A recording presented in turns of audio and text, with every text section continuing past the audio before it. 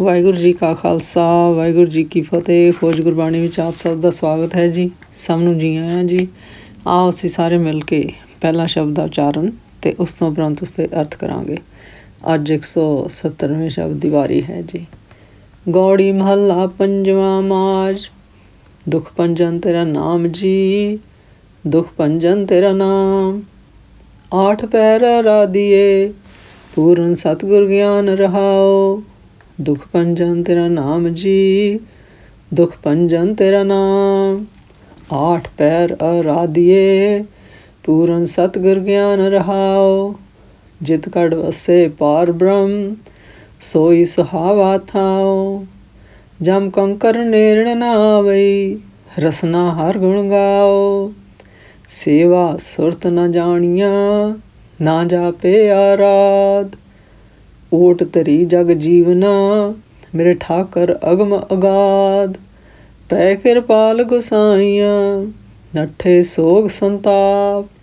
ਤਤੀ ਵਾਉ ਨ ਲਾਗਈ, ਸਤਿਗੁਰ ਰਖੇ ਆਪ।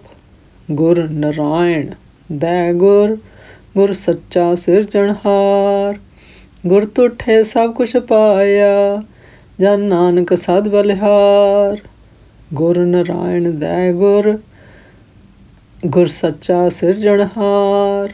ਗੁਰ ਤੁਠੇ ਸਭ ਕੁਛ ਪਾਇਆ, ਜਨ ਨਾਨਕ ਸਦ ਬਲਿਹਾਰ।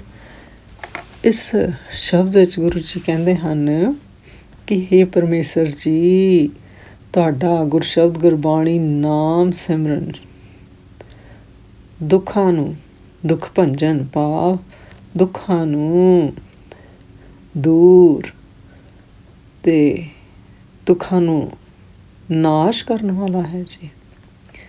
ਫਿਰ ਗੁਰੂ ਜੀ ਕਹਿੰਦੇ ਹਨ, ਸਾਡੇ ਪੂਰੇ ਸਤਿਗੁਰ ਰੂਪ ਪਰਮੇਸ਼ਰ ਦਾ ਵਿਖਿਆਨ, ਸਿੱਖਿਆ, ਗਿਆਨ ਇਹੀ ਹੈ ਜੀ ਕਿ ਅਸੀਂ ਅੱਠੇ ਪੈਰ ਭਾਵ ਹਰ ਵੇਲੇ ਉਸ ਪਰਮੇਸ਼ਰ ਦਾ ਗੁਰਸ਼ਬਦ ਗੁਰਬਾਣੀ ਨਾਮ ਸਿਮਰਨ ਨੂੰ ਆਰਾਧਣਾ ਚਾਹੀਦਾ ਹੈ ਜੀ।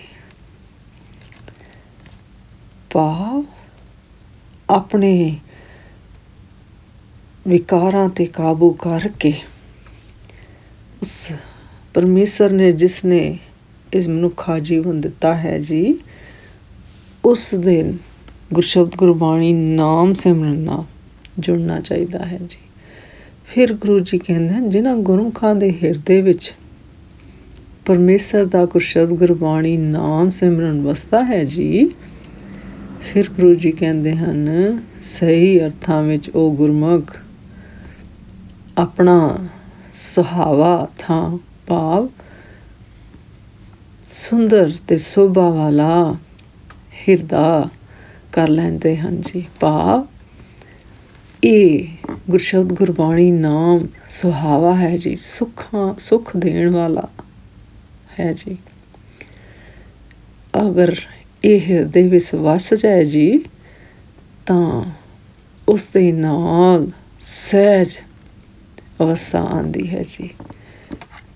ਫਿਰ ਗੁਰੂ ਜੀ ਕਹਿੰਦੇ ਹਨ, ਜਿਹੜੇ ਗੁਰਮੁਖ ਆਪਣੀ ਰਸਨਾ ਦੁਆਰਾ ਪਰਮੇਸ਼ਰ ਹਰੀ ਦੇ ਗੁਰਸ਼ਬਦ ਗੁਰਬਾਣੀ ਨਾਮ ਸਿਮਰਨ ਗਾਉਂਦੇ ਹਨ ਜੀ, ਫਿਰ ਗੁਰੂ ਜੀ ਕਹਿੰਦੇ ਹਨ, ਉਹਨਾਂ ਦੇ ਨੇੜੇ ਧਰਮਰਾਜ ਦਾ ਦੂਤ ਭਾਵ ਉਹਨਾਂ ਦੇ ਨੇੜੇ ਜਮ ਨਹੀਂ ਆਉਂਦਾ। ਭਾਵ ਉਹਨਾਂ ਨੂੰ ਫਿਰ ਜਨਮ ਮਰਨ ਦਾ ਦੁੱਖ ਨਹੀਂ ਸਤਾਉਂਦਾ ਜੀ, ਕਿਉਂਕਿ ਉਹਨਾਂ ਨੂੰ ਸਮਝ ਆ ਜਾਂਦੀ ਹੈ ਜੀ ਕਿ ਇਹ ਪਰਮੇਸ਼ਰ ਦੇ ਹੁਕਮ ਵਿੱਚ ਹੀ ਹੋ ਰਿਹਾ ਹੈ ਜੀ।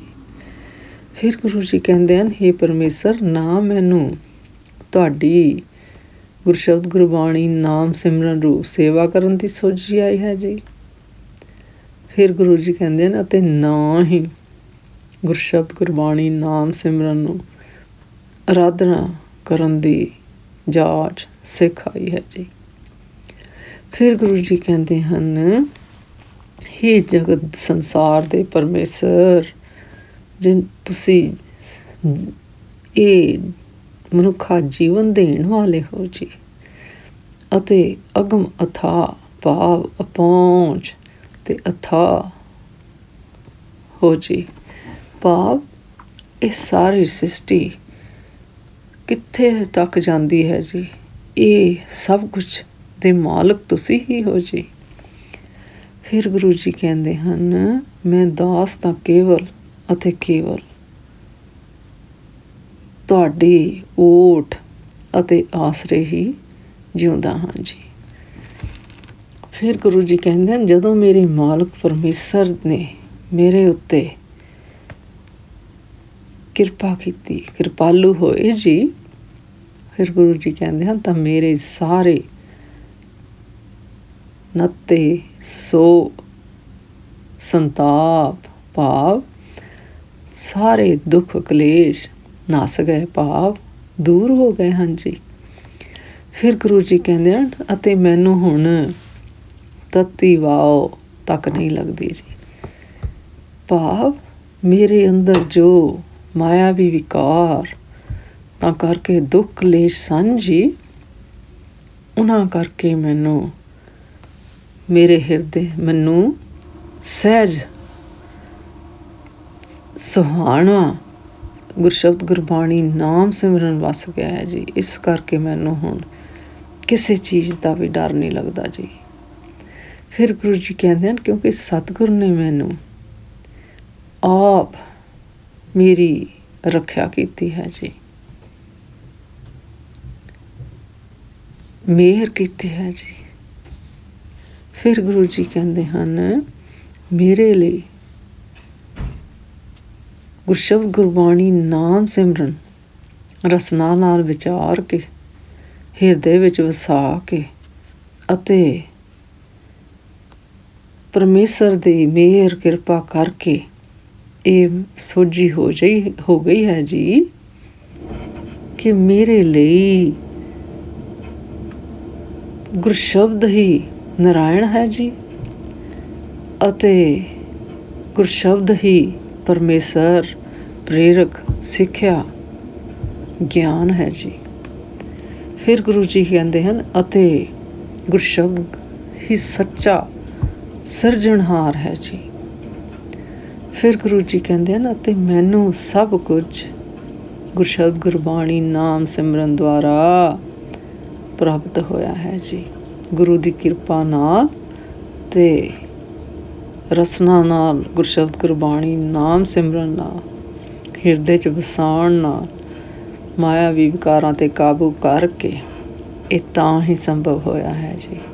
ਫਿਰ ਗੁਰੂ ਜੀ ਕਹਿੰਦੇ ਹਨ, ਇਸ ਲਈ ਨਾਨਕ ਦਾਸ ਆਪਣੇ ਗੁਰਸ਼ਬਦ ਗੁਰਬਾਣੀ ਨਾਮ ਸਿਮਰਨ ਤੋਂ ਸਦਾ ਬਲਹਾਰ ਭਾਵ ਸਦਕੇ ਜਾਂਦਾ ਹੈ ਜੀ। ਇਸ ਸ਼ਬਦ ਦਾ ਸਾਰ ਇਸ ਤਰ੍ਹਾਂ ਕਰੀਏ ਜੀ। ਇਸ ਸ਼ਬਦ ਵਿੱਚ ਗੁਰਸ਼ਬਦ ਗੁਰਬਾਣੀ ਨਾਮ ਸਿਮਰਨ ਦੀ ਵਡਿਆਈ ਦੱਸੀ ਹੈ ਜੀ। ਫਿਰ ਗੁਰੂ ਜੀ ਕਹਿੰਦੇ ਹਨ, ਅਤੇ ਗੁਰਸ਼ਬਦ ਗੁਰਬਾਣੀ ਨਾਮ ਨੂੰ ਹੀ ਸਾਰੇ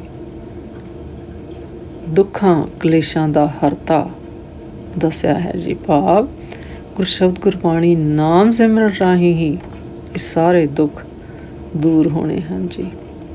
ਫਿਰ ਗੁਰੂ ਜੀ ਕਹਿੰਦੇ ਹਨ, ਗੁਰਸ਼ਬਦ ਗੁਰਬਾਣੀ ਨਾਮ ਦਾ 8 ਪਹਿਰੀ ਭਾਵ ਹਰ ਵੇਲੇ ਸਿਮਰਨ ਪੂਰੇ ਸਤਿਗੁਰ ਦੇ ਗਿਆਨ ਸਿੱਖਿਆ ਦਾ ਲਕਸ਼ ਹੈ ਜੀ। ਫਿਰ ਗੁਰੂ ਜੀ ਕਹਿੰਦੇ ਹਨ, ਜਿਹੜੇ ਗੁਰਮੁਖ ਗੁਰਸ਼ਬਦ ਗੁਰਬਾਣੀ ਨਾਮ ਸਿਮਰਨ ਕਰਦੇ ਹਨ ਜੀ, ਫਿਰ ਗੁਰੂ ਜੀ ਕਹਿੰਦੇ ਹਨ, ਉਹਨਾਂ ਦੇ ਨੇੜੇ ਜਮ ਕੰਕਰ ਨਹੀਂ ਆਉਂਦੇ ਜੀ। ਭਾਵ ਉਹਨਾਂ ਨੂੰ ਜਨਮ ਮਰਨ ਦਾ ਦੁੱਖ ਨਹੀਂ ਸਤਾਉਂਦਾ ਜੀ, ਕਿਉਂਕਿ ਉਹਨਾਂ ਨੂੰ ਇਹ ਸੋਝੀ ਹੋ ਜਾਂਦੀ ਹੈ ਜੀ ਕਿ ਇਹ ਵੀ ਜੀਵਨ ਦਾ ਇੱਕ ਹਿੱਸਾ ਹੈ ਜੀ, ਔਰ ਸਭ 'ਤੇ ਆਉਣਾ ਹੈ ਜੀ।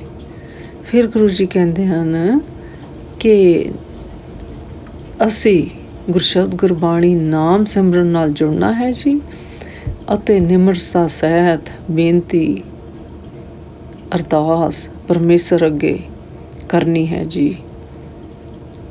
ਫਿਰ ਗੁਰੂ ਜੀ ਕਹਿੰਦੇ ਹਨ, ਫਿਰ ਤੁਸੀਂ ਪਰਮੇਸ਼ਰ ਜੀ ਤੁਸੀਂ ਬੇਅੰਤ ਹੋ ਜੀ, ਮੈਨੂੰ ਤੁਹਾਡੀ ਗੁਰਸ਼ਬਦ ਗੁਰਬਾਣੀ ਨਾਮ ਸਿਮਰਨ ਰੂਪ ਸੇਵਾ ਕਰਨ ਦੀ ਸੋਝੀ ਨਹੀਂ ਸੀ ਜੀ। ਫਿਰ ਗੁਰੂ ਜੀ ਕਹਿੰਦੇ ਹਨ, ਪਰ ਇਹ ਯਕੀਨ ਜਿਹੜਾ ਮੈਨੂੰ ਆਇਆ ਹੈ ਜੀ, ਫਿਰ ਗੁਰੂ ਜੀ ਕਹਿੰਦੇ ਹਨ, ਇਹ ਗੁਰਸ਼ਬਦ ਗੁਰਬਾਣੀ ਨਾਮ ਸਿਮਰਨ ਦੀ ਓਟ ਲੈ ਕੇ ਆਇਆ ਹੈ ਜੀ। ਫਿਰ ਗੁਰੂ ਜੀ ਕਹਿੰਦੇ ਹਨ, ਉਹਨਾਂ ਗੁਰਮੁਖਾਂ ਨੂੰ ਫਿਰ ਤੱਤੀ ਵਾਓ, ਭਾਵ ਕਿਸੇ ਤਰ੍ਹਾਂ ਦਾ ਦੁੱਖ ਨਹੀਂ ਸਤਾਉਂਦਾ ਜੀ, ਕਿਉਂਕਿ ਉਹਨਾਂ ਗੁਰਮੁਖਾਂ ਨੂੰ ਇਹ ਸੋਝੀ ਹੋ ਜਾਂਦੀ ਹੈ ਜੀ ਕਿ ਗੁਰਸ਼ਬਦ ਗੁਰਬਾਣੀ ਨਾਮ ਸਿਮਰਨ ਦੁਆਰਾ ਦੁੱਖ ਕਲੇਸ਼ ਕਾਬੂ 'ਚ ਮਾਇਆਵੀ ਵਿਕਾਰ ਹੰਕਾਰ ਕਾਬੂ ਵਿੱਚ ਆ ਸਕਦੇ ਹਨ ਜੀ, ਅਤੇ ਉਸ ਅਸਲ ਮੂਲ ਨਾਲ ਦਿਲ ਲੱਗ ਸਕਦਾ ਹੈ ਜੀ, ਹਿਰਦਾ ਲੱਗ ਸਕਦਾ ਹੈ ਜੀ। ਫਿਰ ਗੁਰੂ ਜੀ ਕਹਿੰਦੇ ਹਨ, ਅਤੇ ਇਸ ਗੱਲ ਦੀ ਵੀ ਸੋਝੀ ਹੋ ਜਾਂਦੀ ਹੈ ਜੀ ਕਿ ਜਨਮ ਮਰਨ ਗੁਰੂ ਦੇ ਉਸ ਪਰਮੇਸ਼ਰ ਦੇ ਹੁਕਮ ਵਿੱਚ ਹੀ ਹੋ ਰਿਹਾ ਜੀ, ਅਤੇ ਦੁੱਖ ਸੁੱਖ ਇਹ ਵੀ ਜ਼ਿੰਦਗੀ ਦਾ ਹਿੱਸਾ ਹੀ ਹਨ ਜੀ, ਅਤੇ ਗੁਰੂ ਦੇ ਹੁਕਮ ਵਿੱਚ ਹੀ ਹੋ ਰਹੇ ਹਨ ਜੀ। ਫਿਰ ਗੁਰੂ ਜੀ ਜਿਸ ਤਰ੍ਹਾਂ ਇਸ ਪੰਕਤੀ 'ਚ ਕਹਿੰਦੇ ਹਨ,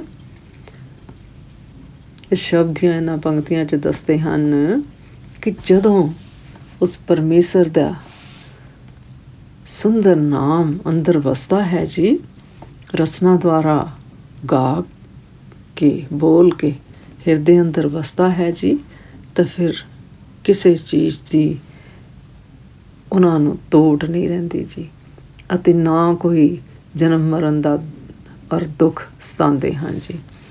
ਜਿਸ ਤਰ੍ਹਾਂ ਇਹਨਾਂ ਪੰਕਤੀਆਂ 'ਚ ਗੁਰੂ ਦੱਸਦੇ ਹਨ, ਜਿਤ ਘਟ ਵਸੇ ਪਾਰ ਬ੍ਰਹਮ ਸੋਈ ਸੁਹਾਵਾ ਥਾਓ, ਜਮ ਕੰਕਰ ਨੇੜ ਨਾ ਆਵਈ ਰਸਨਾ ਹਰ ਗੁਣ ਗਾਓ।